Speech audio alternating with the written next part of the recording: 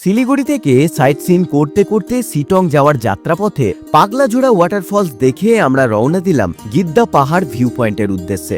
অপরূপ সুন্দর পাহাড়ি উপত্যকা দেখতে দেখতে আমরা পৌঁছে গেলাম গিদ্দা ভিউ পয়েন্টে। সিঁড়ি দিয়ে উপরে উঠেই চোখের সামনে খুলে গেল অসাধারণ পাহাড়ি দৃশ্য। দূর দূরান্ত পর্যন্ত শুধু সবুজে ঘেরা পাহাড়ের সারি, ঠান্ডা বাতাসের স্পর্শ, সেই সঙ্গে চারপাশের স্নিগ্ধতা যেন এই জায়গাটাকে আরও বেশি সুন্দর করে তুলেছে। এখানে একটা দোকান থেকে আমরা গরম গরম মোমো অর্ডার করলাম। আর দেখুন এখান থেকে কি অপূর্ব সুন্দর চায়ের বাগান দেখা যাচ্ছে।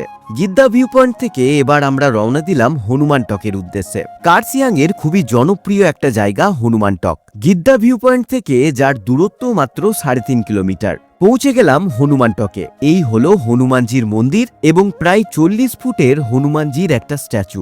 মন্দিরের ঠিক পিছন দিকেই আপনারা দেখতে পাবেন অপূর্ব সুন্দর একটা চায়ের বাগান। বন্ধুরা, এই মুহূর্তে আমি রয়েছি হনুমান টকে, আর এইখানে আপনারা দেখতে পাবেন আই লাভ কার্সিয়াং। তার সাথে দেখতে পাবেন হনুমানজির একটা বিরাট বড় স্ট্যাচু। আপনাদেরকে দেখাচ্ছি, এই দেখুন বন্ধুরা, এটা হচ্ছে হনুমানজির বিরাট বড় একটা স্ট্যাচু। আর কার্সিয়াংয়ের ঠিক ওই প্রান্তে কি আছে একবার দেখুন। দেখুন এই হচ্ছে কার্সিয়াং টাউন বন্ধুরা, এই হচ্ছে কার্সিয়াং টাউন, যেটাকে আমরা সম্পূর্ণ ক্লিয়ারভাবে দেখতে পাচ্ছি। বাকি গল্প পরের ভিডিওই বলছি। ভিডিওটায় একটা লাইক করে চ্যানেলটাকে সাবস্ক্রাইব করে রাখুন, না হলে আমাকে আর খুঁজে পাবেন না।